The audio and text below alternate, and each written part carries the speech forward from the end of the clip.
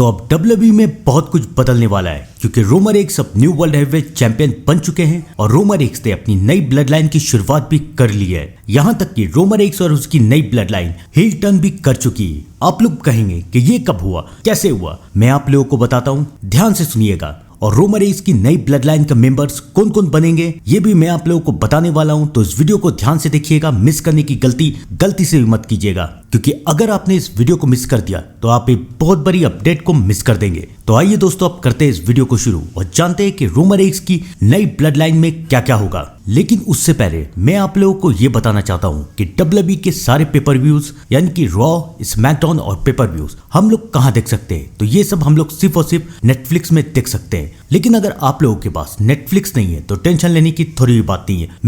मैं अपने चैनल पे WWE का लाइव अपडेट देता हूं। तो अगर आपने मेरे चैनल को अभी तक सब्सक्राइब नहीं किया तो मेरे चैनल को सब्सक्राइब करके बेल आइकन को दबा दीजिए ताकि आपसे WWE की कोई भी अपडेट मिस ना हो पाए। तो आइए दोस्तों, अब करते हैं इस वीडियो को शुरू और जानते हैं कि नई ब्लड लाइन कब हील टर्न कर चुकी है और नई ब्लड लाइन का हिस्सा कौन कौन मेंबर आएंगे। Roman Reigns new world heavyweight champion बने और उसके बाद रोमन रेंस ने अपने टाइटल सेलिब्रेशन में जे और जिमी को लाया और जे और जिमी से कहा कि तुम लोग फिर से मेरे साथ आ जाओ। वो दोनों भी मान गए। उसके बाद वहां पर जेकब फाटू आए और जेकब फाटू ने रोमन रेंस को चैलेंज कर दिया और रोमन रेंस से ये कहा कि वो टाइटल जीतना चाहते। रोमन रेंस उनके चैलेंज के लिए मान गए। लेकिन अब बैकलैश में रोमन रेंस और जेकब फाटू के मैच का एक स्टिपुलेशन रहेगा कि अगर जेकब फाटू जीते तो वो बन जाएंगे न्यू वर्ल्ड हेवीवेट चैंपियन। लेकिन अगर जेकब फाटू हार गए तो जेकब फाटू को रोमन रेंस को एक्नॉलेज करना पड़ेगा, यानी कि उनके टीम में आना पड़ेगा। याद है ना, रोमन रेंस ने ब्लड लाइन की शुरुआत ऐसी ही की थी।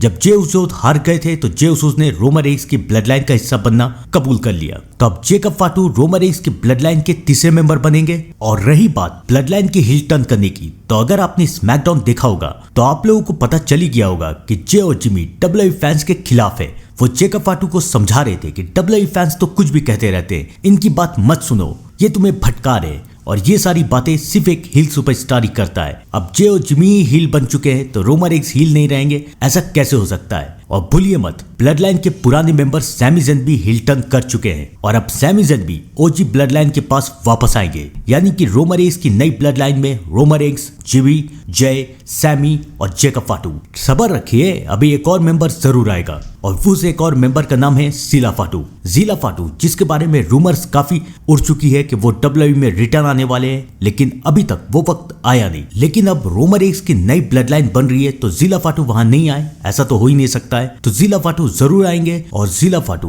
रोमन रेंस की नई ब्लड लाइन का हिस्सा बनेंगे। तो आप लोग भी कमेंट में जरूर बताइए कि रोमन रेंस की नई ब्लड लाइन आप लोगों को कैसी लगी। तब तक के लिए thank you and good bye.